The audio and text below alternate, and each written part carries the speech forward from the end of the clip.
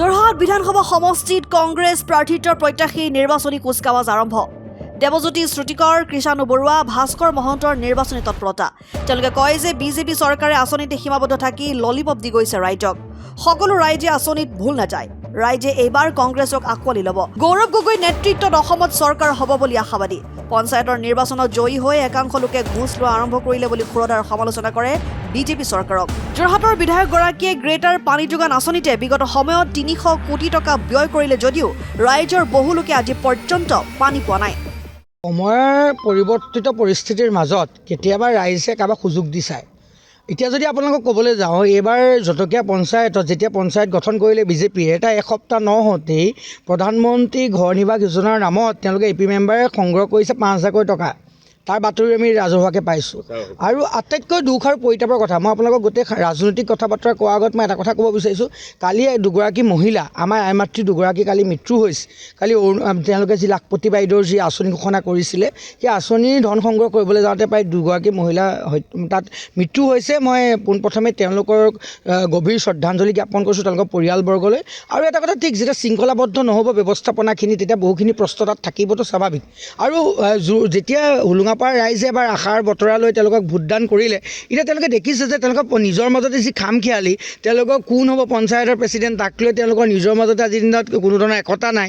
অসম গণ পৰিষদ, বিজেপিৰ মাজত অন্তদ্বন্দ্ব, অন্তকণ্ডল, অন্তৰ্কলহ এক বেলেগ এটা পৰিৱেশৰ ৰূপ লৈছে। গতিকে আজিৰ দিনত তেওঁলোকে পঞ্চায়ত গঠন কৰাৰ কাৰণে আমাৰহে সুযোগ হৈছে বুলি মই ভাবোঁ যে তেওঁলোকৰ যি ভিতৰুৱা দ্বন্দ্ব সেয়া ৰাজহুৱা হৈছে। আৰু যাৰ ফলশ্ৰুতিত আহিব লগা নিৰ্বাচনত তেওঁলোকে দুয়োটা দলেই, মই ভাবোঁ দুয়োটা দলেই, অসম গণ পৰিষদ আৰু বিজেপিয়ে দুয়োটা দলেই ইটোৱে সিটো পৰিপন্থী হ'ব আৰু কংগ্ৰেছ দলৰ কাৰণে লাভদায়ক হ'ব বুলি মই অনুভৱ কৰোঁ। যোৰহাট বিধানসভা বৰ্তমান যিহেতু হিতেন্দ্ৰনাথ গোস্বামী আহিলে, বৰ্তমান নতুন জেগাবিলাকত আছে, এতিয়া কিমান সমস্যা আছে বুলি ভাবেনে?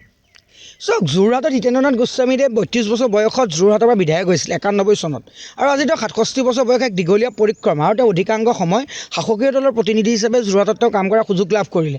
আৰু এতিয়া আটাইতকৈ দুখৰ কথা যে গ্ৰেটাৰ যোৰহাটৰ যি পানী যোগান আঁচনি, তাত ৩০০ কোটি টকা ব্যয় কৰাৰ ফলশ্ৰুতিটো আজিৰ দিনলৈকে যোৰহাটে যি পূৰ্বৰ যোৰহাটৰ সমষ্টি, তাৰ ৰাইজে পানী পোৱা নাই। আৰু যিজন ব্যক্তিয়ে যেতিয়া ক'ৰবাত যোৰহাটৰ অৰাজক হৈছে বৰ্তমান আইন শৃংখলা ব্যৱস্থা, তেতিয়া তেওঁক যদি সাংবাদিকসকলে প্ৰশ্ন কৰে, তেওঁ উত্তৰ দিয়ে যে মই OC-ক চিনি নাপাওঁ, OC-ৰ লগত মোৰ কোনো যোগাযোগ নাই, OC-য়ে মোক নামানে। যদি জনপ্ৰতিনিধি এজনৰ কথা বতৰা ভাষ্য তেনেকুৱা হয়, সাধাৰণ ৰাইজে কেনেকৈ তেওঁলোকে আশ্বাস বিশ্বাসত ল'ব যে প্ৰতিনিধিজনে আমাক সুৰক্ষা প্ৰদান কৰিব? বৰ্তমান যোৰহাটৰ যি ব্যৱস্থাপনা, যোৰহাটৰ আজিৰ দিনত ড্ৰাগছৰ পৰিবৰ বৃদ্ধি পাইছে, মহিলাসকল সুৰক্ষিত নহয়। হিতেন্দ্ৰনাথ গোস্বামী ঘৰৰ নাতিদূৰত এগৰাকী মহিলা ধৰ্ষণ হ'ল, সেই ক্ষেত্ৰত তেওঁ নিষ্পপ নিমাত হৈ থাকিল। গতিকে ৰাইজে চাই আছে জনপ্ৰতিনিধি এজনৰ কথা বতৰা, জনপ্ৰতিনিধি এজনে কেনেকৈ সমষ্টিটোক প্ৰতিনিধিত্ব কৰিব, তাৰ কথা বতৰাখিনি তেওঁ নেতৃত্ব ল'ব পৰা বা এটা সময়ে যেনেকৈ ৪-৫ বছৰ কাৰ্যকালৰ কেৱল ৪ বছৰ পিছৰ পৰাহে তেওঁক ৰাইজে দেখে।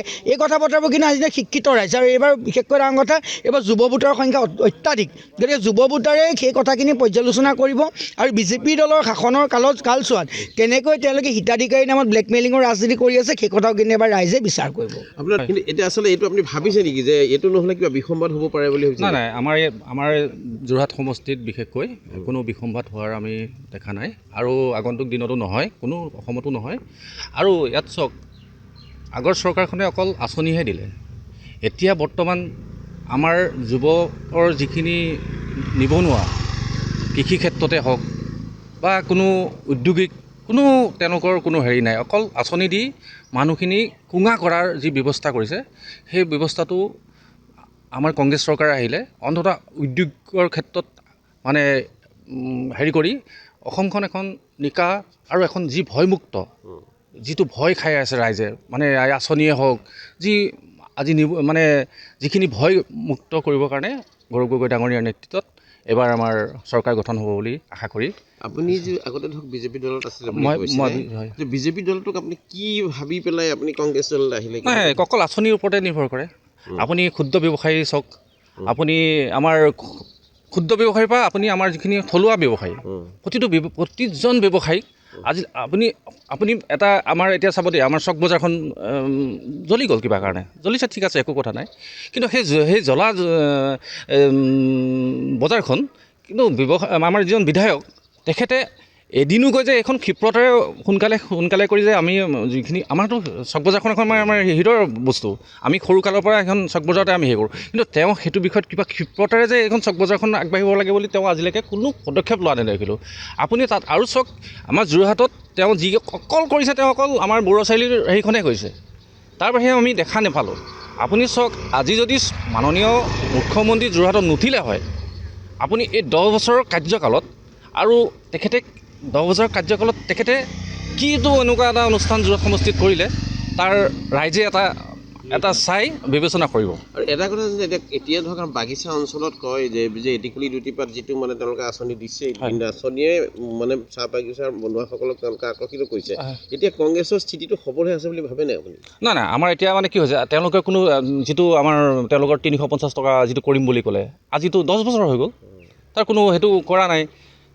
সেইটো এটা মানুহক এটা মানে ভুৱা হেৰি এটা দি তেওঁলোকে মানে লালিটোপ দি পেলাই মানুহখিনিক ভয় ভাবুকিৰে তেওঁলোকে মুঠতে অকল তেওঁলোক জিকাটোৱে অকল কথা নহয়, ৰাইজৰ কাম হ'ব লাগিব। আজি চাওক, ইয়াত কোনো লাইনৰ এই ইয়াতে দেখুৱাইছোঁ আপোনাৰ, এই লাইনৰ কোনো এইটো এতিয়া ইমান উন্নত হৈছে বুলি কৈছে, এই ৰাস্তাটো চাওক নাই হোৱা, এই লাইনৰ এয়া চাওক, এই মূৰতে লাগিব, সেয়াই উন্নয়ন। বহুতো সমস্যা আছে মানে যোৰহাট সমষ্টিত ইমান সমস্যা আছে অকল, আৰু যোৰহাট বিধায়কজনে অকল তেখেতৰ এটাই মানে কথা হ'ল, দলে টিকেট দিব, তেওঁ কাম নকৰিলেও টিকেট দিব, তেওঁ কাম নকৰিলেও দিব, মুঠতে তেওঁ উঠিব, জিকিব, বছ তেওঁ 10-5 বছৰ থাকিব। অসমৰ প্ৰেক্ষাপটত কংগ্ৰেছৰ এতিয়া বৰ্তমান সবল স্থিতি বুলি আমি ভাবে নেকি?